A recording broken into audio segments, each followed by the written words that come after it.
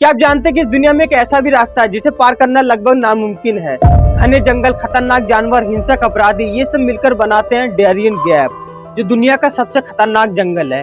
इस 100 मील के एरिया को क्रॉस करने का मतलब है मौत की घाटी से गुजरना।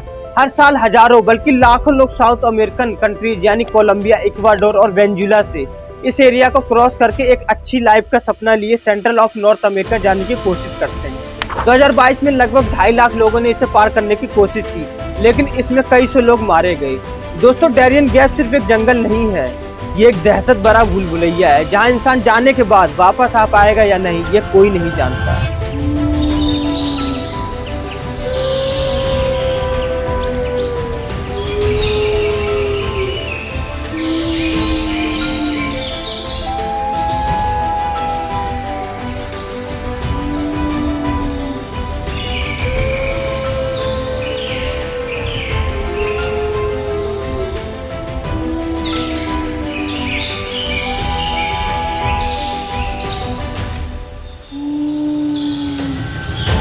To death's door.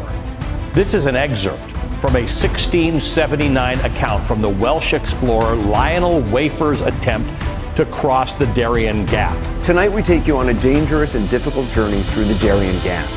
This is the Darien Gap.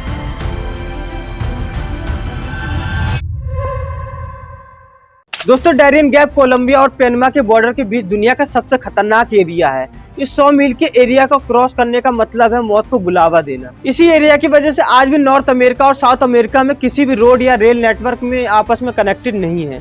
पूरी ह्यूमन हिस्ट्री में सिर्फ 7 बार इस पूरे एरिया को किसी भी कार या जीप के जरिए क्रॉस करने की कोशिश की गई है। इतना खतरनाक होने के बावजूद कुछ लोगों के लिए इस एरिया को क्रॉस करना बहुत ही जरूरी है। दोस्तों, हर साल हजारों बल्कि लाखों लोग South American countries, especially Colombia, Ecuador और वेनेजुएला, इस एरिया को क्रॉस करके एक अच्छी लाइफ का ड्रीम लिए सेंट्रल ऑफ नॉर्थ अमेरिका जाने की कोशिश करते हैं।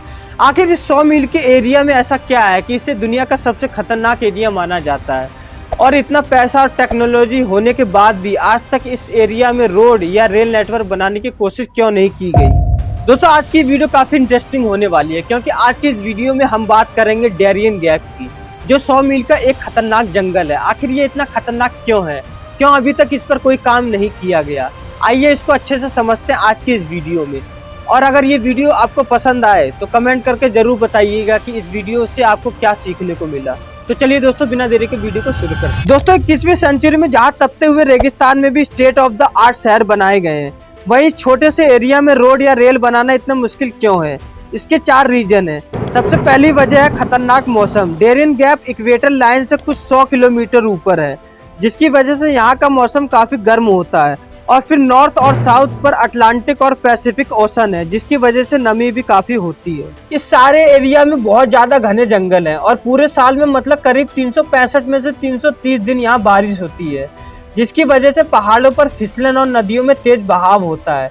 इतनी बारिश की वजह से यहाँ कंस्ट्रक्शन करना बहुत मुश्किल है, क्योंकि कंक्रीट हो, सीमेंट हो, इन सबको सूखने के लिए गर्म मौसम चाहिए। और अगर इस सब का हल निकाल भी लिया जाए तो दूसरी तरफ यहाँ पर सबसे खतरनाक चीज है यहाँ के खतरनाक जानवर और कीड़े मकोड़े। दोस्तों, हमारी पूरी जमीन में इतने जहरीले सांप, मकड़ियाँ और मच्छर कहीं नहीं पाए जाते जितने इस डैरियन गैप में पाए जाते हैं, क्योंकि इस सारे एरिया में दूर दूर तक कोई हॉस्पिटल, कोई घर, कुछ भी नहीं है। इसलिए अगर इनमें से कोई भी चीज आपको काट ले तो लगभग आपका बचना नामुमकिन है। इसलिए यहाँ से गुजरने वाले ज्यादातर लोग मलेरिया, डेंगू, सांप के जहर या फिर दरिया में डूबकर मारे जाते हैं। लेकिन दोस्तों, अब ऐसा भी नहीं है कि अमेरिका और दूसरे देशों के लिए यहाँ पर रोड बनाना बिल्कुल ही नामुमकिन है। हाँ, ये एक्सपेंसिव जरूर होगा और मुश्किल भी, मगर ये नामुमकिन नहीं है। तो फिर क्या वजह है कि यहाँ पर रोड या रेल बनाने की कोशिश ही नहीं की जाती है? असल में कुछ देश चाहते ही नहीं है कि यहाँ पर कोई रोड या रेल नेटवर्क बने, खास तौर पर अमेरिका और पनामा। असल में 19वीं सेंचुरी में पनामा कोलंबिया का ही एक प्रोविंस होता था, मगर इसी डैरियन गैप की वजह से कोलंबिया के लिए पनामा पर कंट्रोल रखना बहुत मुश्किल था, और कोलंबियन गवर्नमेंट के लिए पनामा से जुड़े रहने का एक ही रूट था, और वो था समुद्र के थ्रू। इसी का फायदा उठाते हुए पनामा ने कोलंबिया से आज़ादी के लिए एक मूवमेंट शुरू की, और 20वीं सेंचुरी में इसी मूवमेंट में एक राइजिंग सुपर पावर ने बहुत ज़्यादा इंटरेस्ट लेना शुरू किया, जिसका नाम था यूनाइटेड स्टेट ऑफ अमेरिका। असल में अमेरिका की पैनमा कैनाल में बहुत दिलचस्पी थी और वो चाहता था कि इस कैनाल का कंट्रोल उसके पास हो, क्योंकि पैनमा कैनाल की कंस्ट्रक्शन से पहले ईस्टर्न और वेस्टर्न अमेरिका में ट्रेड बहुत मुश्किल था। सारी शिप्स को पूरा साउथ अमेरिका क्रॉस करके अमेरिका के ईस्टर्न या वेस्टर्न कोस्ट तक जाना पड़ता था। तो अमेरिका की ईस्टर्न और वेस्टर्न कोस्ट लाइन आपस में डिस्कनेक्ट थी और इसी का हल निकालने के लिए एक आर्टिफिशियल कैनाल बनाई गई, जिसके बाद अमेरिका की सिर्फ ट्रेड शिप्स ही नहीं बल्कि नेवी भी अब बहुत आसानी से थोड़े दिनों में एक साइड से दूसरी साइड जा सकती थी। और उस समय में कॉन्सेप्ट बहुत इम्पोर्टेंट था, जो भी पैनमा कैनाल को कंट्रोल करेगा वो अमेरिका की एक बहुत बड़ी वीकनेस को कंट्रोल करेगा। अब दोस्तों, कोलंबिया उस जमाने में कैनाल का कंट्रोल अमेरिका को नहीं देना चाहता था और इसलिए अमेरिका ने पैनमा की स्वतंत्रता में उसका भरपूर साथ दिया और 1903 में पैनमा एक स्वतंत्र देश बन गया और अमेरिका पैनमा को स्वीकार करने वाला सबसे पहला देश बन गया। और पैनमा की गवर्नमेंट ने बदले में अमेरिका को इस कैनाल के आसपास की सारी जमीन परमानेंट लीज पर दे दी और 1999 तक ये सारा एरिया अमेरिकन गवर्नमेंट के कंट्रोल में रहा। फिर 1999 में इस कैनाल का कंट्रोल पैनमा को वापस कर दिया गया, मगर आज भी ये पॉइंट अमेरिका और बाकी देशों के लिए बहुत ज़रूरी है।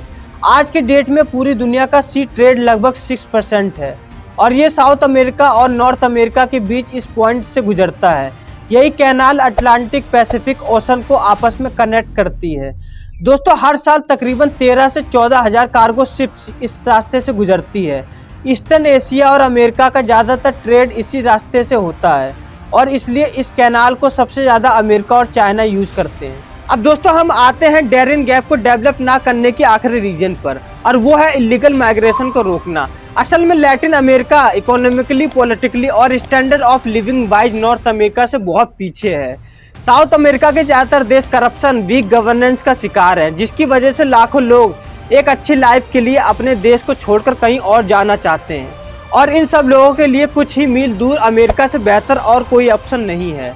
दोस्तों, अमेरिका पिछले कुछ सालों से अपनी इमिग्रेशन पॉलिसी बहुत सख्त कर चुका है, जिसके बाद इन लोगों के पास एक ही रास्ता बचता है और वो है इलीगल तरीके से अमेरिका में पहुंचना।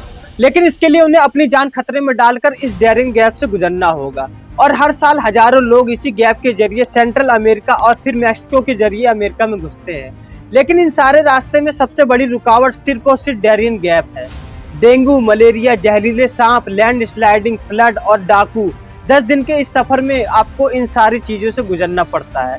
और दुख की बात यह है कि इतने खतरनाक रास्ते के बावजूद हर साल इस गैप को क्रॉस करने वालों के नंबर में कमी आती जा रही है। गरीब और भूख से तंग लोगों के पास और कोई चॉइस बचती ही नहीं है। कितने ही लोग इस सफर में मारे जाते हैं। दोस्तों, मुझे उम्मीद है कि आज की वीडियो आपको पसंद आई होगी। कमेंट करके जरूर बताएं कि ये वीडियो आपको कैसी लगी।